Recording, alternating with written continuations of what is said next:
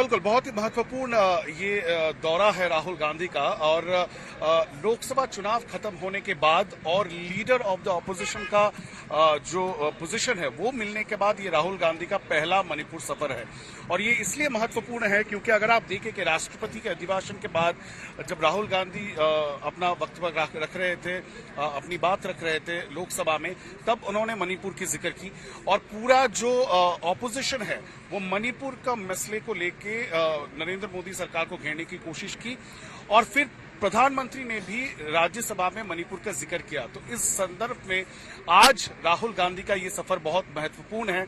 जब से मणिपुर में एथनिक क्राइसिस शुरू हुआ पिछले साल से, राहुल गांधी 3 दफा मणिपुर आ चुके हैं। और आपको याद होगा इस साल की शुरुआत में उन्होंने भारत जोड़ो न्याय यात्रा भी मणिपुर से ही किया था।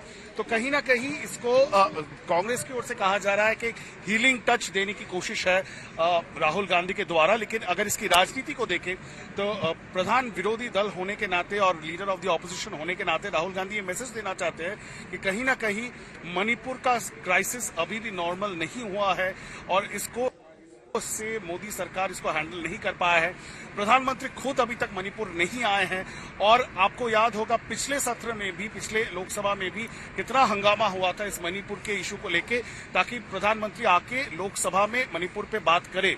तो वो इस सदन में हो पाया है, हालांकि वो राज्यसभा में हो पाया है।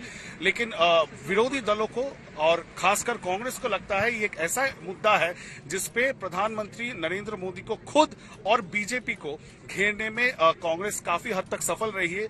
और यही कारण है फिर से राहुल गांधी का काफिला इस वक्त चल पड़ा है मणिपुर में। वो इम्फाल, पहले वो सिलचर गए थे असम, वहां पे फ्लड विक्टिम्स और मणिपुर के जो विक्टिम्स विस्थापित हुए हैं मणिपुर से Assam border, across the border, उनसे मिले। उसके बाद इम्फाल एयरपोर्ट से रवाना होकर अभी सीधा वो चुराचांदपुर की ओर जा रहे हैं। अब चुराचांदपुर बहुत महत्वपूर्ण और कहा जा सकता है वो क्रिटिकल जोन है, वो एपिसेंटर है। और वहीं पे जो कुकी समाज है, कुकी उनका यहाँ पे वो उनसे बात करेंगे। वो आएंगे, वो रात को इम्फाल वापस आएंगे तो वो बिष्णुपुर जिले में संप्रदाय कैंप में भी जाएंगे। तो दोनों ही जो कम्युनिटी है, मेते हो या कुकी, दोनों के ही रिलीफ कैंप में जाने की कोशिश राहुल गांधी करेंगे।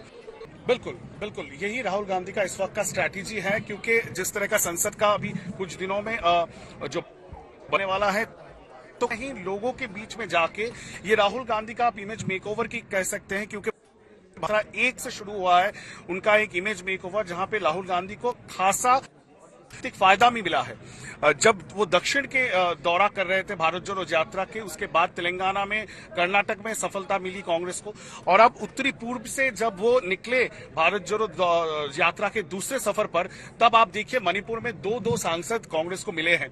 तो कहीं ना कहीं राहुल गांधी को लगता है कि लोगों के मसले को जितना वो संसद में रखेंगे या मीडिया के सामने रखेंगे और लोगों के पास जाके उनकी मसले को समझने की कोशिश करेंगे, जो एक विरोधी दल का होना चाहिए रोल, उसको निभा रहे हैं। और विरोधी नेता के रूप में राहुल गांधी उभरते हुए दिख रहे हैं। देखिए, वो तो कुछ देर में पता चलेगा जब राहुल गांधी एक रिलीफ शेल्टर में जाएंगे चुराचांदपुर में, और शायद मीडिया से बात भी करें। लेकिन हम पिछले 1 साल से मणिपुर आ रहे हैं और ग्राउंड में इस तरह का, अभी जिस तरह का तनाव पिछले साल था उस तरह का तनाव इस वक्त देखने को नहीं मिल रहा है।